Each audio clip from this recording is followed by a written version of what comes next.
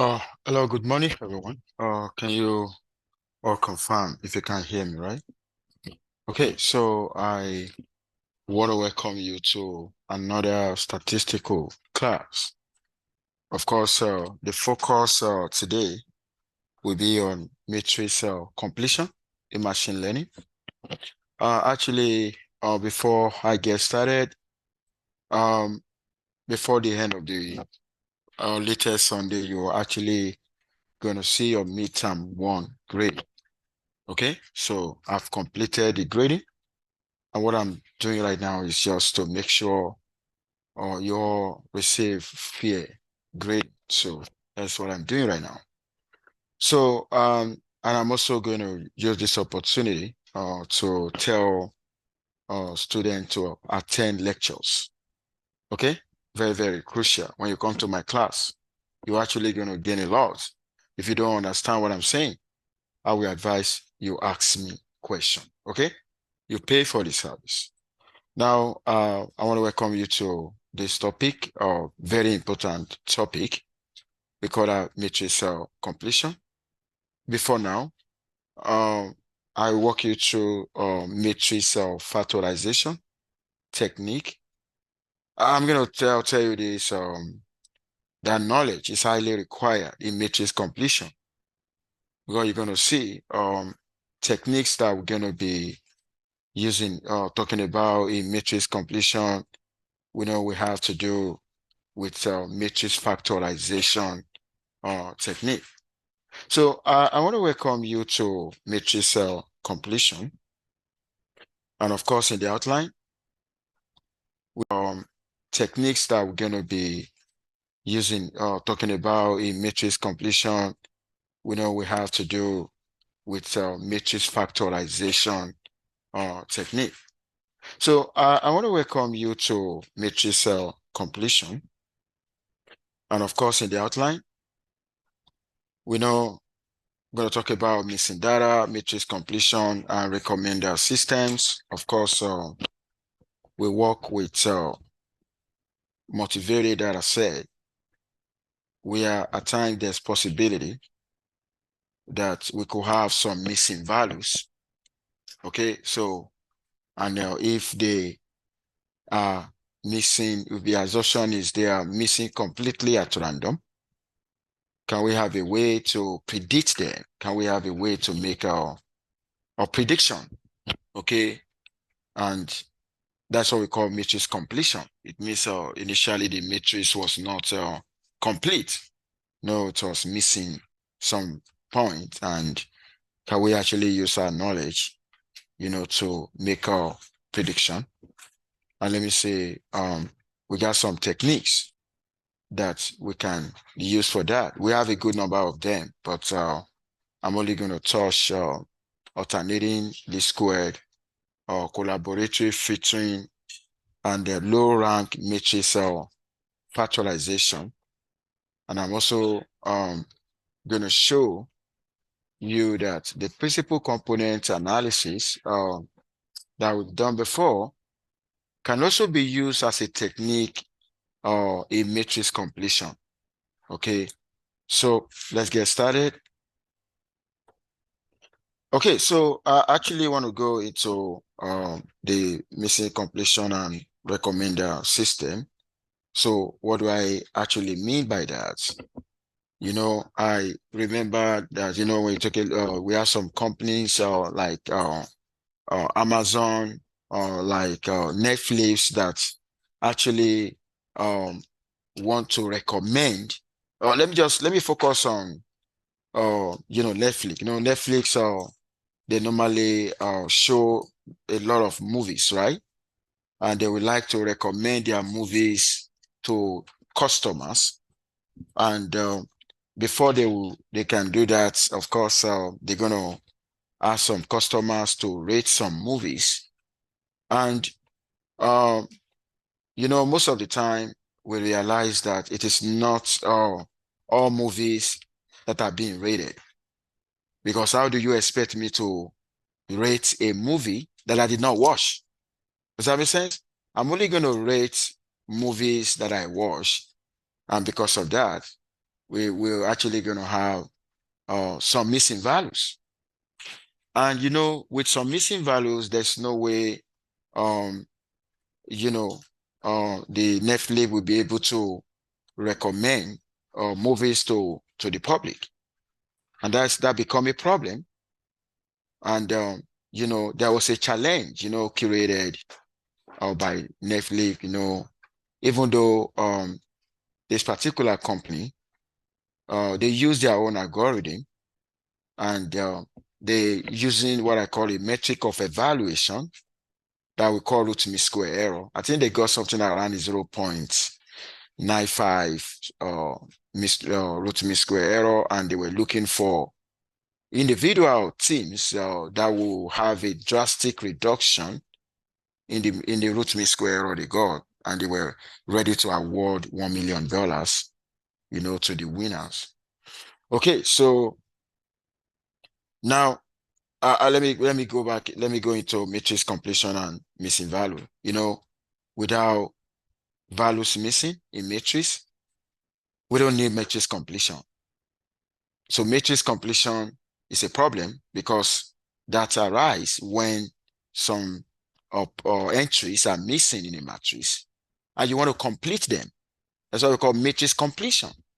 Okay, and which in R we normally refer to that as NAs, right? NAs. Okay, meaning they actually are missing. But let me tell you this, that can be a problem. Okay, because whatever analysis that you conduct on missing data, okay, there's possibility that whatever recommendation from that may not see the light of the day because you have an incomplete data set. Okay, and that was why I said many of our modeling procedure require complete data because you know, most of our statistical models or machine learning algorithms require us to have a complete data. So situation where some data are missing, that may be problematic to the model, okay, to the accuracy of the model and to the convergence rate of the model and so on like that. Now, because of that, we need missing data imputation. We actually want to complete the missing spots. Okay, that's why it's an issue. And as I said, sometimes imputation can be treated as a prediction problem because we want to make a prediction. Okay, but this is what we normally want to do based on those ones that are not missing, based on the observed, okay, entries. Can we actually have a way to predict those that are missing? Exactly what we want to do here. Okay, you know, let me tell you this. I walk you through image compression the other time. We could also have some feature missing in an image. Maybe I actually visit let's say I visit my grandma's village, and I saw a picture, and that very picture was noisy. That picture was not even clear at all. Okay, and based on what I observed on the picture, I want to predict the original picture. That's also a matrix completion problem. Does that make sense? So which means I actually want to figure out the probability of unobserved given observed. I'm going to say that again. You want to figure out the probability of unobserved given observed. Okay, you want to figure out, you know, what is missing. You want to predict what is missing based on what you see, based on what you observe. Now, and I said so matrix completion can be seen. So the matrix completion we're talking about it could fall under supervised learning and unsupervised learning. Of course, you know what we mean by unsupervised learning. Unsupervised learning, there's no response, there's no label. But in the supervised learning, you have all of that. So it could fall into, you could have some set of features where some entries are missing.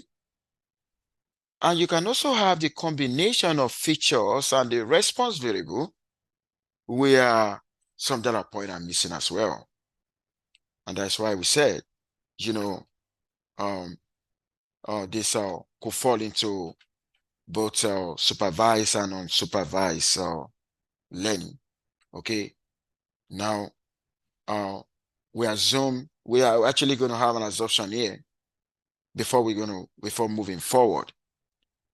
The assumption that we're going to have before moving forward is that what is missing is completely missing at random.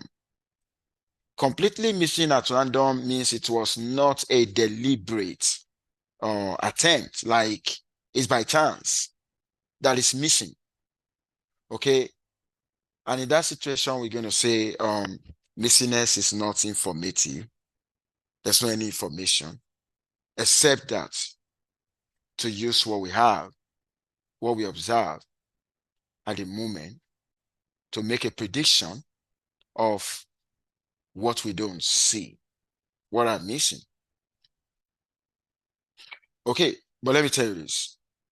There's always a naive approach to computation of missing values. I remember then when I was working and, I saw some missing value in my data set. The traditional way to handle that is I can find the average of those ones that are not missing. Or maybe I find the average or I find the median. And I represent those ones that are missing with the average of others. Okay, that's actually quite simplest approach. But let me tell you this, we're going to have issue with that approach because the correlation among variables will be ignored.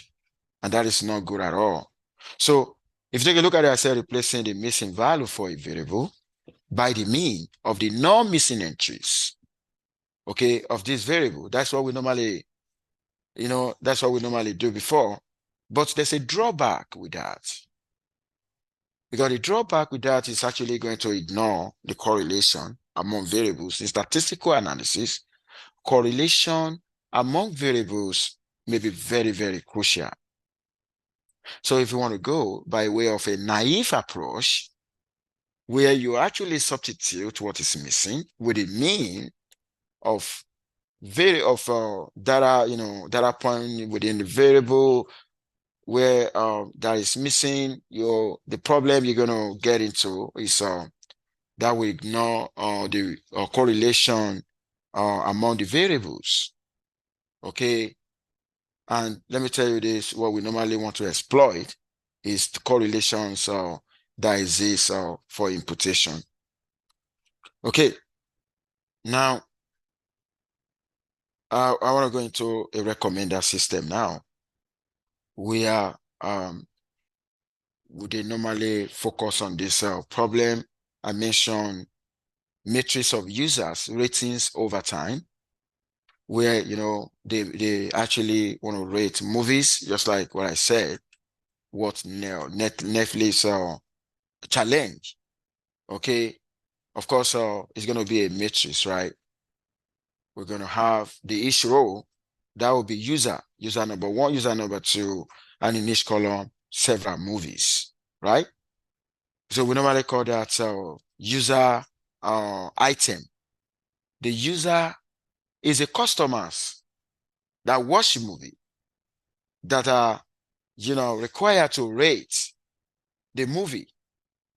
Okay, the item is the movie itself. So whenever you hear about user item, we're referring to user as customers who watch movie, and we're referring to item as the movie itself. And of course, that is going to be in form of a matrix where we're trying to tell you what occupy the row and what occupy the column. Now, we actually need to predict some missing rating. because of the fact that it's going to look like this. I need us to take a look at the board right now. This is a matrix, right? You can see Tom, Jerry, Dennis, Sarah, Edwin. Go ahead. Yeah.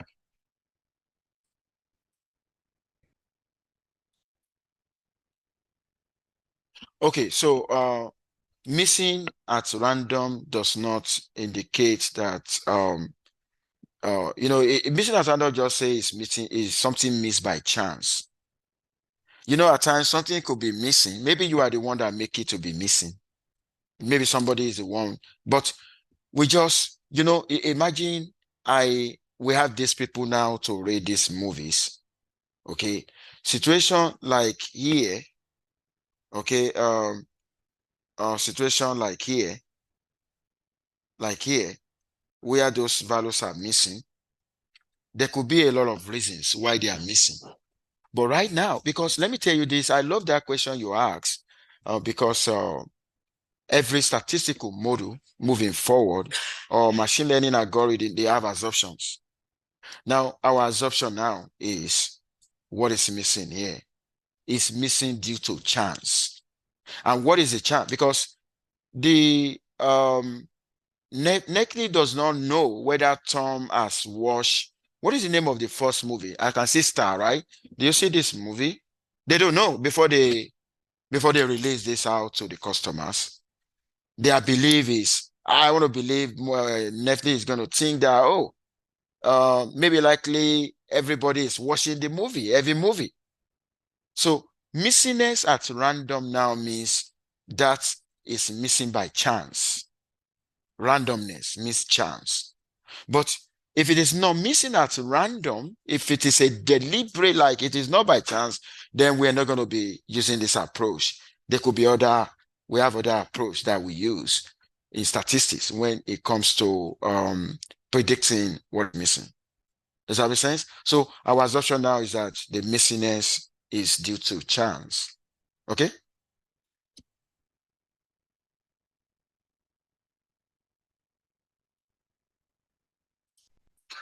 We have a way to check whether it's for chance, but like I said, somebody is gonna say, okay, moving forward here, the missingness is by chance, but we also have a way to investigate that. Okay? Yeah. Okay, now if you take a look at this matrix now, this is a sparse matrix, sparse. Okay, what I mean by sparse matrix, you can see it has few entries. So if you have a sparse, then we need to complete that. Okay? Now take a look at this. The Netflix own doesn't look like this. It's not just 5 movies, not how many, not 5 customers, but the Netflix own is like this, several movies. Okay, and 400 and they got 480,000 users, 18,000 movies. That's a lot, right? 18,000 movies.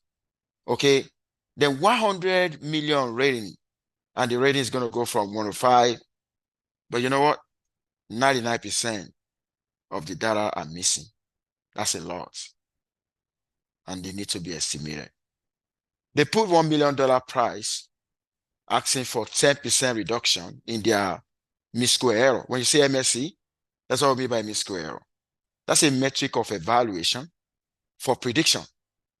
The mean-square error, is actually talking about the square distance, the average square distance between what happened in reality and what you predict. Okay? If the mean square error is very small, then they are closing the gap. Let me tell you, Netflix, they also have their own researchers. They've used their algorithm, and the mean square error they got was 0.95. And they were looking for, researchers around the world that can actually have 10% reduction in their mean square error. Okay? And they were ready to put $1 million price for that. So that took 3 years to find the winner. It took 3 years. Imagine that. 3 years to find the winner. among 40,000 teams. 40,000 teams actually apply for the challenge, okay, at the end of the day. But let me tell you this. Eventually, Netflix was suing. They sued them. The customers sued them for privacy, for disclosing their data in public. And that was why they stopped the challenge. Okay? They don't do the challenge anymore. Otherwise, I would have been interested in trying my best too. And I know you're going to be interested too, to participate. Because let me tell you this, no matter how we try, the distance between reality and model will never be zero. There's always going to be a gap between model and reality. So even the mean square error of the winner can be further reduced.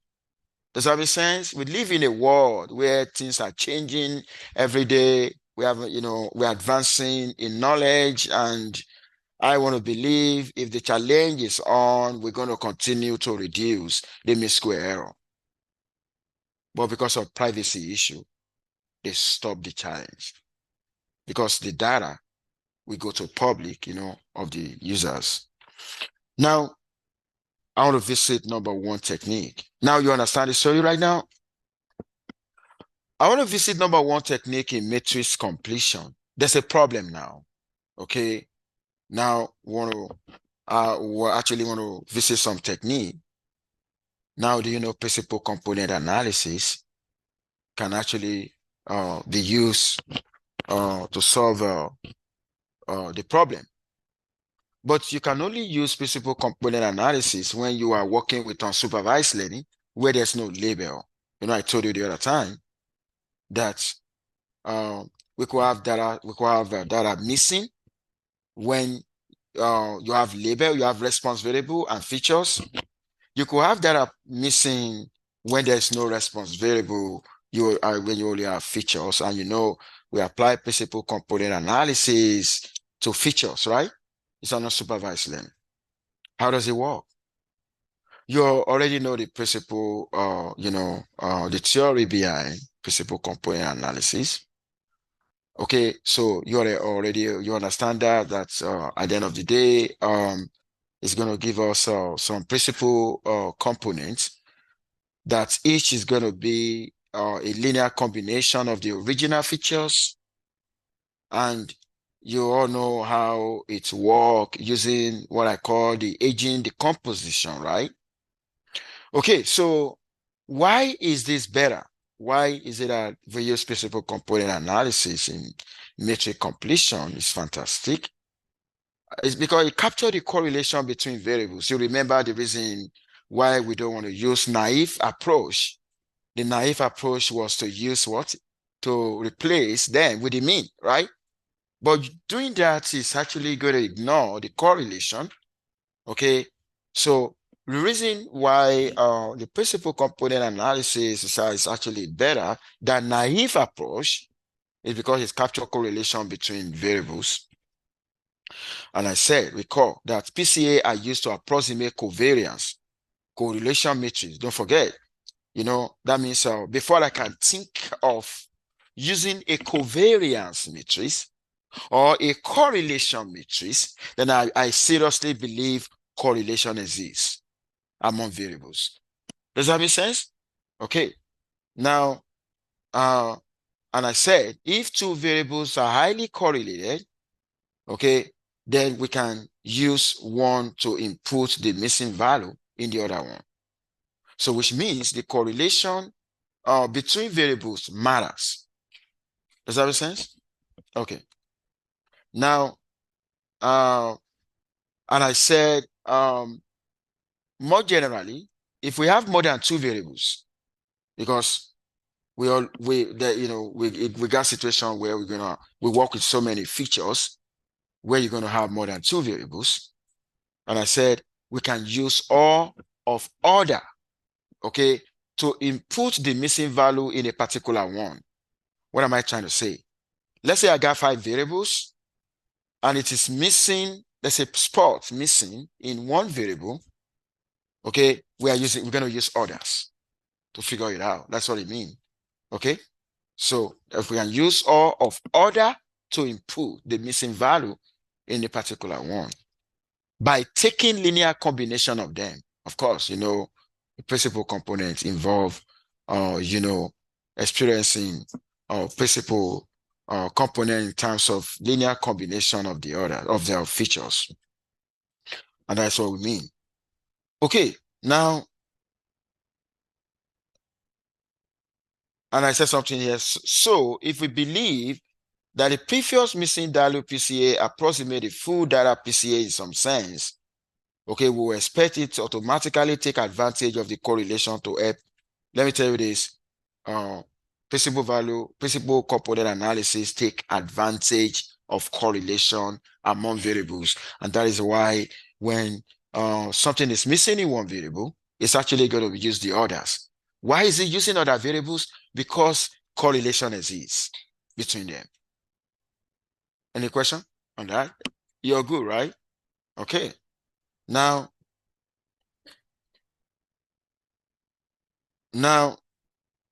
matrix complete. Now that's the continue. So back to the movie example. Okay. We're focusing on principal component analysis now, how it can be used, okay, as a matrix completion. Now we will now want to go back into the movie example. I said if two users have similar rating on many movies, okay, like me and my wife, we watch movie a lot. Okay, let's say there's possibility we could rate the movie similarly, right? So let's say we're talking about two users now, okay? Then we will expect them to give similar rating on others.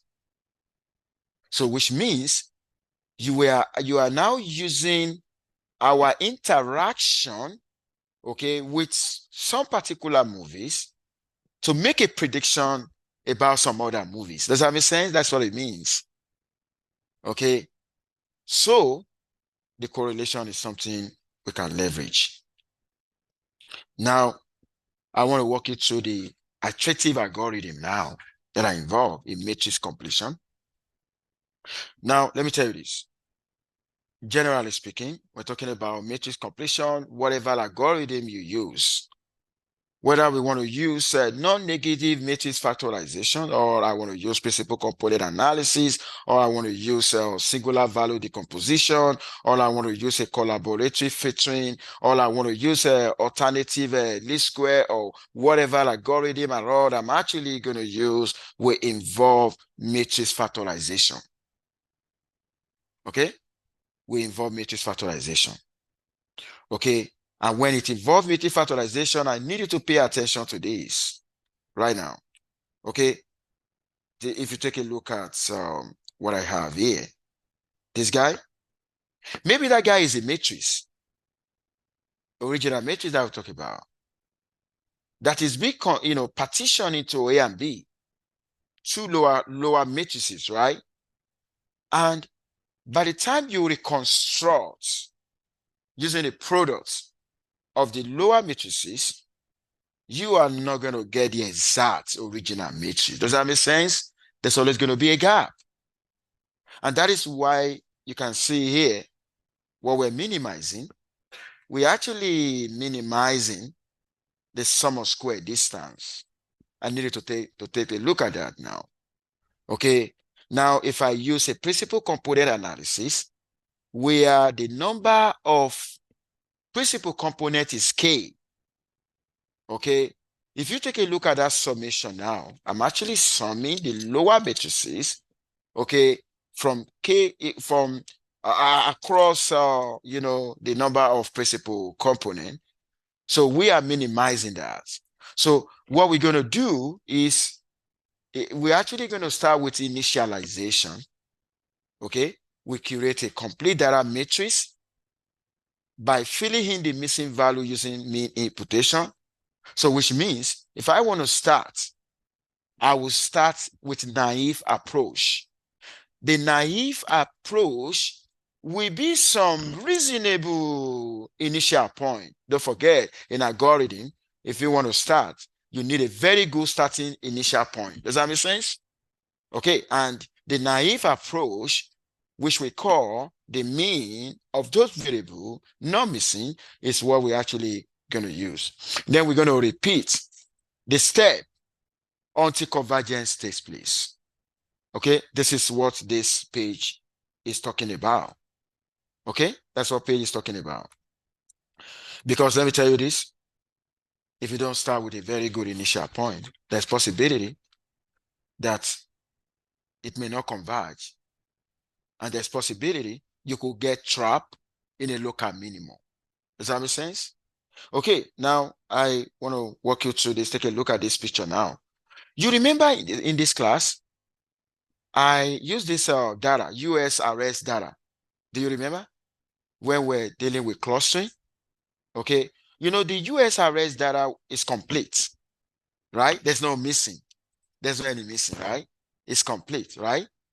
Do you know that if I really want to know whether a particular algorithm or technique is going to work, okay, we can do something by hiding some values in the complete data and see whether algorithm can predict them correctly. Does that make sense to me? Does that make sense to you? This is what I'm trying to say. If I really want to know whether a particular algorithm is doing a great job, I can look for a complete matrix where nothing is missing, no element is missing, and deliberately remove some elements. Does that make sense? You know, I know them. I know those numbers, right? And I now want to apply a method, a technique of matrix completion to be able to see whether they will be able to predict that closely. Does that make sense? Okay. Now, this particular data set, we deliberately, uh, you know, uh, randomly, we hide 10% of the data set. Look at that. I say randomly cover 10% of the entries. We make them missing. Does that make sense? Okay, you asked a question that time. We made them missing, right? They are not missing that. If let's say for example, if I just if maybe if I randomly cover a particular area, that is missing at random too. If I'm not deliberate that I want this to be missing, I want this to be missing, I want to be missing, that's a deliberate attempt by me. So if I randomly, okay, just remove a part and I want to predict that part, then I want to test my algorithm now. You know what I want to test right now? I want to test principal component. This example now is testing principal component as a matrix completion. Now, what do you see? Okay, we actually want to go ahead. You want to ask a question?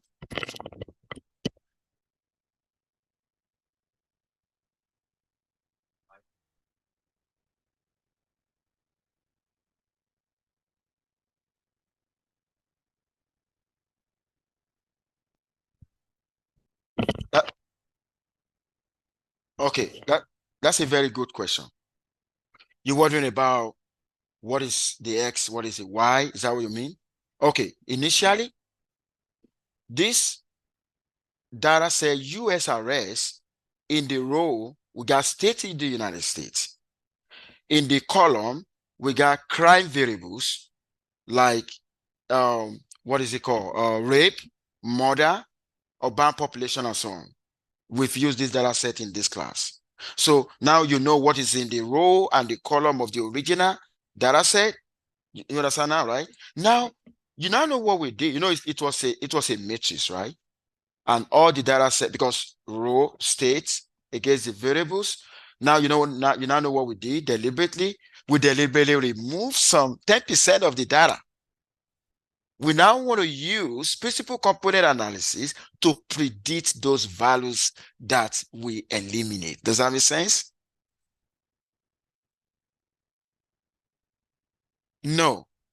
You know, in the clustering that we did, we're trying to categorize. The intention here is not to categorize. The intention here is I want to do something with my data, but I got some missing point. I'm moving forward The method I want to use for my data requires, because that clustering that you're talking about requires that we should have a complete data. But before going into anything at all, how do I actually predict the missing data? That is what we're doing now. Does that make sense to you now? Okay. Now, we now want to use a principal component analysis to predict those entries. And after applying the same way we normally apply principal component analysis, okay, we now came up with principal component 1. Okay, you know, there are going to be so many principal, but if the features are not many, I think the crime variables maybe is around 4 or 5. So the principal component is likely going to be just 1. That when you see k equal to 1, it means just one principal component. But do you know what is going to, do you know what this is telling you? Please, I need you to pay attention. The graph that I'm showing you now is the graph between the original value and the inputted values. If you take a look at this is the inputted values. This is the original value. Don't forget, we know the original value. We deliberately remove the original value. We know them. We now use principal component analysis. We use principal component 1, k equal to 1, one principal component to predict that. So what you see in the y-axis is the inputted. What you see in the x-axis is the original values. And what you see here, they are the crime variables. And what you see plotted here, they are the states in the United States. Does that make sense? I now want to explain this graph to you now. Now on this graph, if you see some states that are very close to the diagonal line, then that is where the input matches the original data set. Now, if they are far away from that line of, that very line is like y equal to x. You remember the line? Y equal to x. That's that straight line where what is imputed, what is predicted, it matches exactly the original value. So if you, the closeness to the line indicates that they closely match, like what was predicted, closely match the original. The moment they are far away from the line, that actually show disparity. Does that make sense?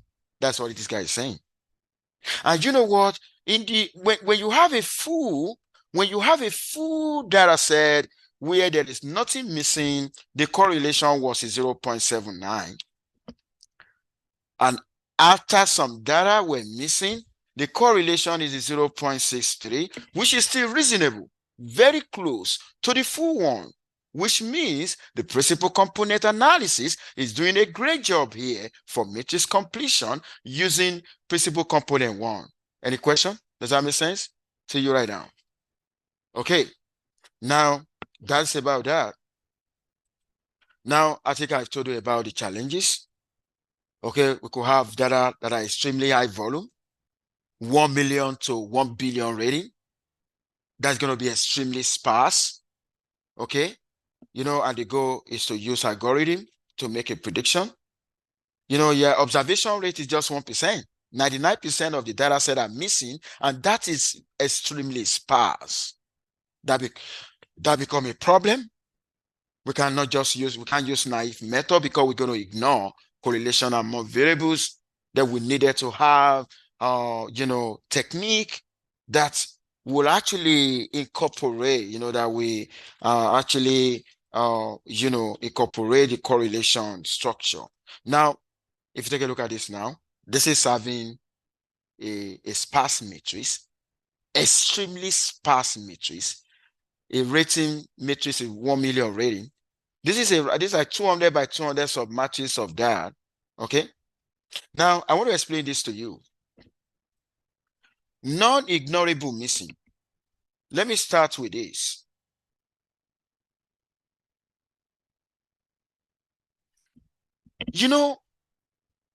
When it comes to movie rating, okay, when you are partitioning, when you are using any algorithm, I told you whatever algorithm you're going to use, we actually decompose your original matrix into components. And the belief here is when you're talking about the user item, like in movie example, we believe that the original matrix is going to be partitioned into two latent factors. There will be some latent factors for the users. There will be some latent factors for the movies. Does that make sense? Now, in that situation, if you take a look at the first one now, we want to look at the relationship between the numbers of ratings and the mean of rating by users. I'm going to say that again. The first picture here is talking about users. We want to see, does the mean rating depends on the numbers of movies I rate. Like if you like me now, let's say I watch Netflix, okay?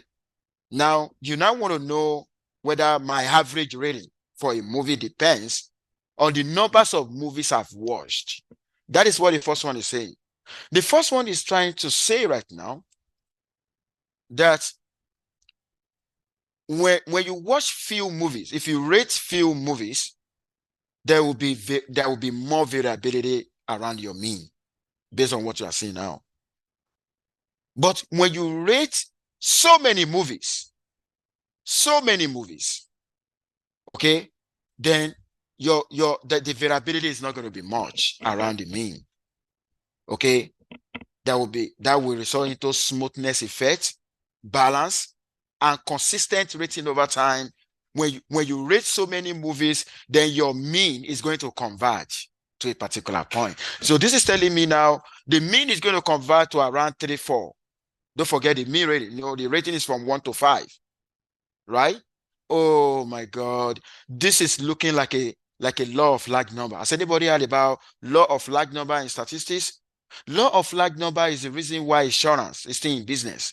Reason why casino is still in business. Because with the law of large number is trying to say when you take a sufficiently large sample, the sample mean converges to population mean.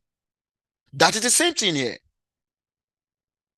When I watch so many movies over time, my mean rating will converge to a particular value.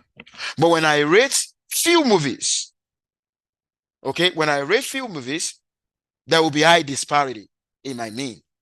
I could rate some very low, I could rate some very high because I only rate few movies. Does that make sense? So the first one here is talking about is for the users, where we have the mean of rating versus the number of rating, and the second one is talking about the movie itself.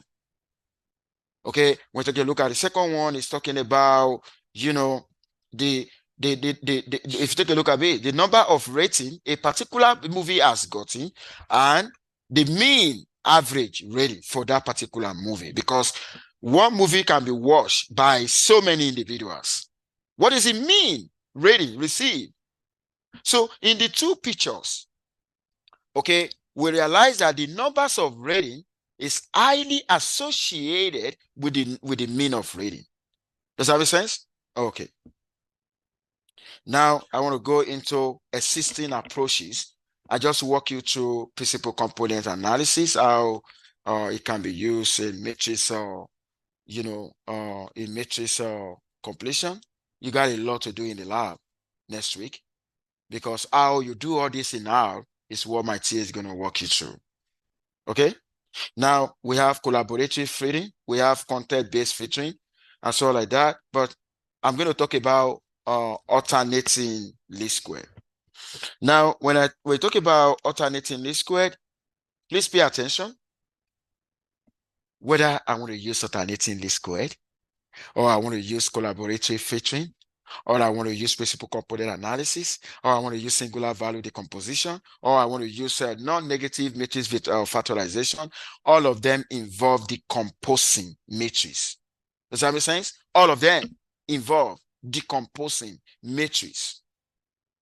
Does that make sense? Okay, except in principal component analysis, what are we decomposing? we are decomposing the covariance structure or the correlation structure. Now, I need you to pay attention to what I'm showing now. Alternating least square. Alternating least square is another approach or algorithm for matrix completion.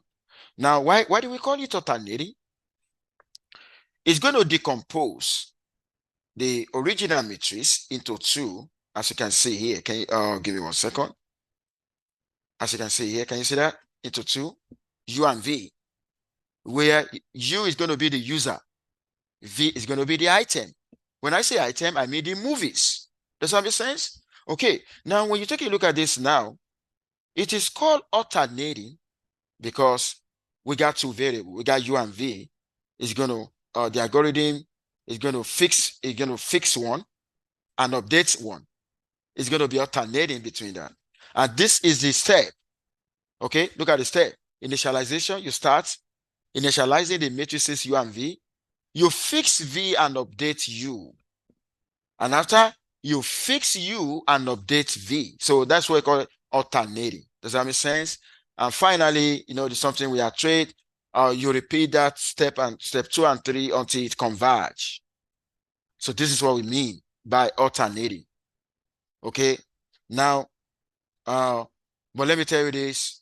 What is the objective function? What if in exam? Oh my God, I'm seeing a lot of midterm 2 here. What if in exam I ask you to state the objective function? State the objective function for the alternating least squared. The objective function is this. Please pay attention. Do you see the objective function? Okay. Observe Xij minus that squared. Of course, if this is the original, then this is the product, right? Do you see the product? That is the product. Then your square is like you're looking at a square distance. Then what is the meaning of this? Okay, if I have this one, then there's another component I'm adding. You see that component? That is regularization. That is to prevent overfitting. Okay, lambda is a regularization parameter to prevent overfitting because we can also have issue with overfitting. Okay, the original unconstrained, actually, the objective actually stop here. It should be just this. Only. Do you see that? Just the distance only, right? But we are adding the lambda into that, that's a regularization parameter, as a turning parameter, okay, to control overfitting. Now, I want to go to another algorithm that we call collaborative filtering. Is there any question on the alternating filtering or alternating least square before I go into collaborative filtering? Any question?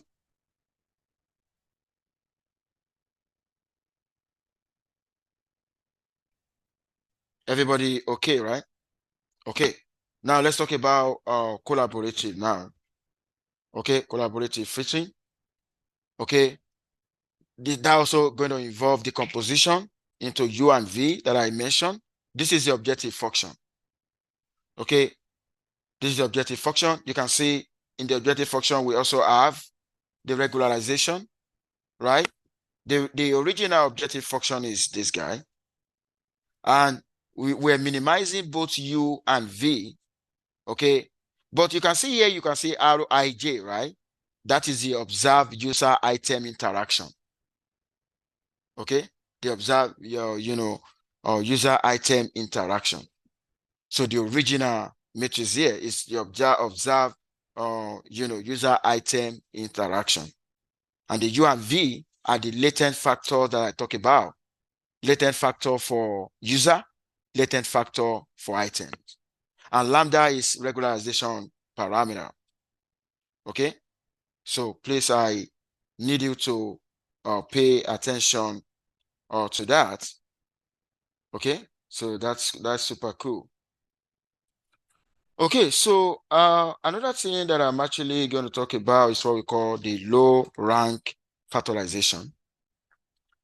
And the low rank factorization, you make use of the idea of singular value decomposition. You remember the other time when I was showing pictures of 3 renowned statisticians, where when I used a rank of 10, the picture was blurry, right? when I increase the rank. The rank is the same thing as the number of singular values in singular value decomposition. When I use all the singular values, I have a complete information.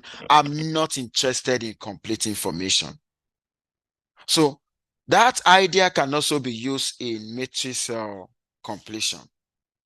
Okay, so it's also going to involve decomposition. You can see all of them. All of them involve decomposition. Okay, but here, the original matrix is M that have a missing values. Okay, then U and V, they are the latent factors. Latent factor for users, latent factors for movies. That's what we call the item. Look at that. And here, we are actually seeking a low rank. Okay, the approach of a low rank is different. In the other one, it was not a low rank. Okay, we're seeking for low rank here, and I'm going to show you the objective function. This is the objective function. When it comes to low rank approximation, okay, this is the objective function, and we can also incorporate a constraint. Do you see that? Do you see, I mean, the regularization to avoid overfitting? Any of the distance, we can incorporate that. Okay, lastly, we have the existing approaches. There's so many approaches. Okay, I want to go to the challenge. Now, a dynamic system, I said new rating are from new users to new items. That could be a challenge. Historical data are not representative of future activity because you want to base your rating on what they have watched. And there's possibility that historical data may not reflect the current reality and future reality. Okay, and I said in the movie lens $10 million, 96% of later movie rating are given by new users. Okay, or new items. Okay, these are other challenges. Now, these unique challenges that are missing, not completely at random, there's going to be a problem. You see, you asked that question the other time, right? That's a very good question. Assumption here is that the data are completely missing at random. If they are not, then it's going to be an issue. We need to think of another approach. Okay, popular items attract more users. What I mean by popular item, popular movies, we attract more viewers. The users are influenced by each other. At time my wife watch a movie, I'm going to say it can force me to, it's going to, if it's narrating the movie to me, or if my friend, maybe my friend watch a movie and it's narrating it to me, I will also like to watch the movie. That's what I'm saying. Users are influenced by each other. Okay. This is where we're going to stop today. On Monday, we're starting a new topic called factor analysis. How you're going to do all of this in the lab? Okay, you're going to do that in the lab next week. You got a lot next week. I want to say this before I go. Your grade, you're actually going to receive your grade latest Sunday, midterm 1 grade, and I will advise, please come to class. Please come to class. Ask questions. Make sure you all stay safe. Have a lovely day. Bye for now, everyone.